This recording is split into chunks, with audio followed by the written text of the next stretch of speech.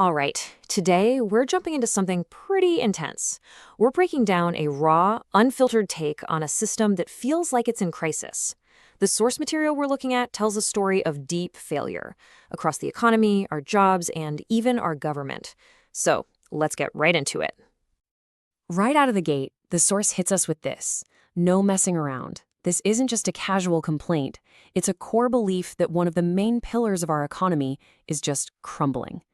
This single statement really sets the stage for everything else we're going to talk about, this powerful sense of crisis.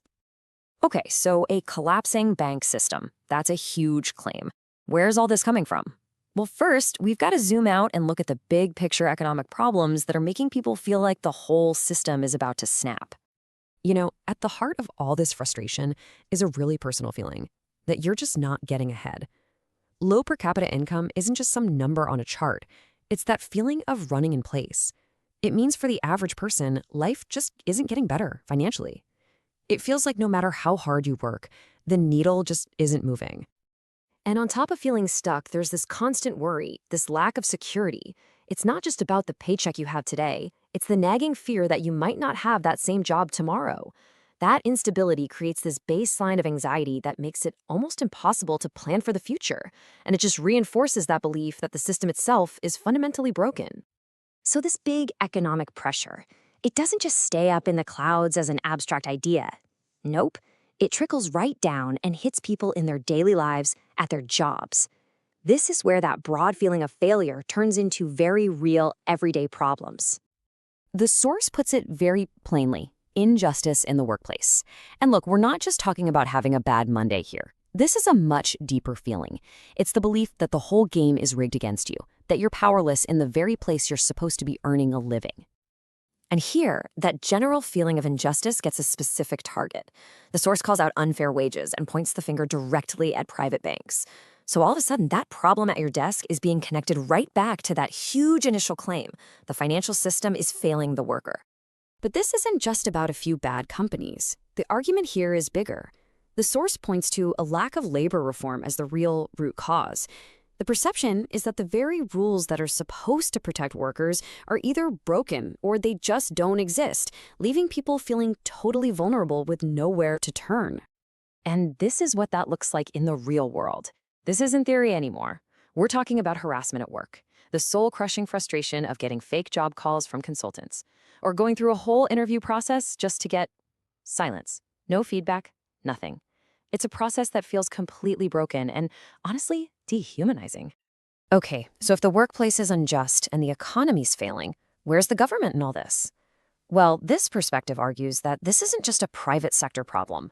The focus now shifts to a total breakdown in public trust, where the government is seen as part of the problem, not the solution. And these aren't seen as just random issues. They're seen as a predictable chain reaction, like dominoes falling. It all starts with corruption. That leads to people cutting corners, right? Using cheap, low-quality materials. And the result? Things literally start to fall apart, leading to massive failures in really important areas, like town planning. It's a powerful statement about how a moral rot on the inside leads to a physical collapse on the outside. And here is where we come full circle. That collapsing banking system we started with, well, it isn't just a private sector problem anymore.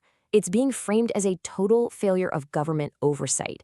So all that economic anxiety we began with is now being pinned directly on this idea of failed governance.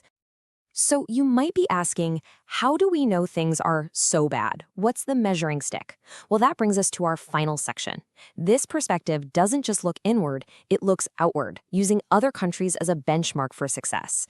And that right there makes the local failures feel even more dramatic. And the comparison couldn't be more direct. For both the banking system and for town planning, the source points to Dubai, China, and the USA.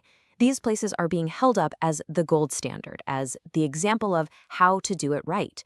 And that creates this really painful question, doesn't it? If they can do it, why can't we? So, what's the results of all this failure and injustice? What do you get?